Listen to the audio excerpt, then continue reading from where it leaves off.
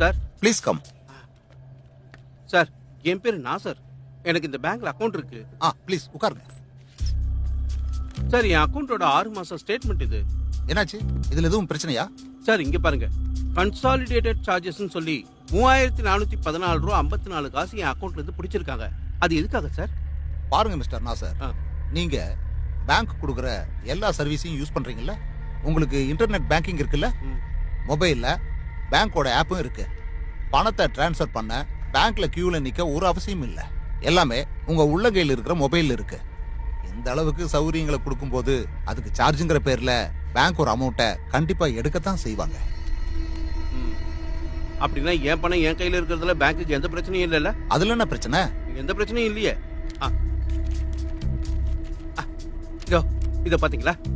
இங்க cash deposit charges சொல்லி 652 ரூபா 52 காசு எடுத்திருக்காங்க. அது எதுக்காக? அத நான் எடுக்கல சார்.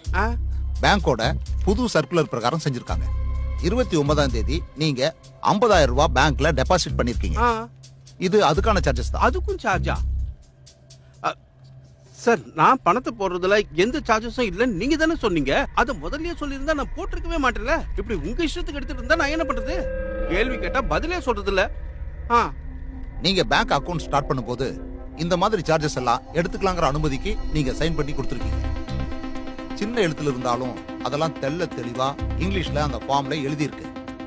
அந்த ஃபார்ம்ல நீங்க தானே சைன் பண்ணீங்க. சார் இத பாருங்க சார், ஒண்ணு தெரிஞ்சுக்கங்க, உலகத்துல யாருமே இதெல்லாம் படிச்சு பார்த்துட்டு சைன் பண்றது இல்ல. என் கையில பணம் நிறைய இருக்கும் போது இந்த மாதிரி சார்ஜஸ் கட்டுறத பத்தி நான் கவலையப்படுறது இல்ல. என்ன சார் இதெல்லாம்? கொஞ்சம் இருங்க, நானு வேற ஒரு விஷயம் மார்க் பண்ணிருக்கேன். இதோ கேஷ் ஹேண்ட்லிங் சார்ஜஸ். அது என்ன? சி மிஸ்டர் நாசர், உங்களோட இந்த அக்கவுண்ட்ல இருக்கிற பணம் பெங்களூருக்கும் மைசூருக்கும் கேரளாவுக்கும் எல்லா இடத்துக்கும் போகுது இல்ல? அங்க இருக்கிற எல்லா ஏடிஎம் மிஷின்லயும் பணம் இருக்கு. நீங்க போற இடத்துல எல்லாம் கேஷ் அவைலபிளா இருக்குல்ல? அப்ப அது சம்பந்தமா சில விஷயங்களை செய்யத்தான் கேஷ் ஹேண்ட்லிங் சார்ஜ்னு போட்டிருக்காங்க. அவங்களுக்கு சம்பளம் கொடுக்கணும்ல, அதுக்கான சார்ஜஸ் தான் இது எல்லாமே. புரிஞ்சுதா? ஓ அப்படியா? இல்ல நான் ஒன்னு கேட்கவா? அடிக்கடி 22 ரூபா கட் பண்றீங்களே, அது என்ன கணக்குன்னு தெரியலையே, நீங்களே சொல்லுங்க. அதாவது மாசத்துல 5 தடவை தான் நீங்க ஏடிஎம் ஃப்ரீயா யூஸ் பண்ண முடியும். அதை தாண்டி நீங்க செய்யற ஒவ்வொரு டிரான்சாக்ஷனுக்கும் யூசர் ஃபீஸ் கட் ஆகும். அந்த பணம் தான் இந்த 22 ரூபா. உண்மையை சொல்லணும்னா உங்க பேங்க்ல அக்கவுண்ட் வச்சிருக்கவன பிச்சைக்காரன் ஆக்கிடுவீங்கல்ல? இப்போ உங்களுக்கு புரிஞ்சிருச்சுல்ல இதுக்கு எவ்வளவு செலவாகுதுன்னு? சார் இவ்ளோ பணம் செலவு பண்ணி உங்க பேங்கோட எந்த சர்வீஸும் எனக்கு தேவையில்லை. பேங்க் அக்கவுண்ட க்ளோஸ் பண்ண போறேன். அதுக்கு என்ன செய்யணும் முதல்ல சொல்லுங்க. இங்க மட்டும் இல்ல, எல்லா பேங்க்லயும் இதைத்தான் பண்றாங்க. அப்புறம் நீங்க வேணா தாராளமா இந்த அக்கவுண்ட க்ளோஸ் பண்ணலாம். அங்க பாருங்க, அங்க ஒரு ஃபார்ம் இருக்கு.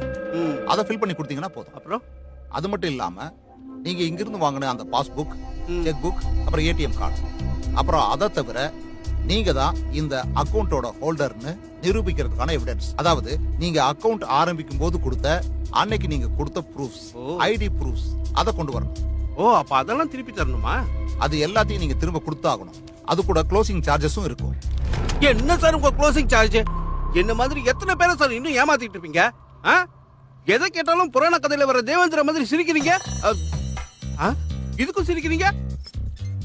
எனக்கு வர்ற ஆத்திரத்துக்கு என்ன பண்ணுவேன்னு எனக்கே தெரியல. இல்ல லேப்டாப் வேற ஒரு கேடு. எல்லாரும் வெளியில போக, இந்த பேங்க் நான் அடிச்சு நொறுக்க போறேன். எல்லாம் ஃப்ராடுக்கு நான் பண்ணிட்டு இருக்கேன். என்ன பிரச்சனைன்னு சொன்னா திருப்பியா? என்ன வேணுமா? 1 கோடி ரூபாய் லோன் வேணும், வாங்கி தரியா? முடியாதுல்ல, போயா. இதெல்லாம் ஒரு பேங்க், செக்யூரிட்டி வேற. போயா இனியா என்ன? ஏய் நான் யாரு தெரியல. யாராவது வந்தீங்க அவ்வளவுதான்.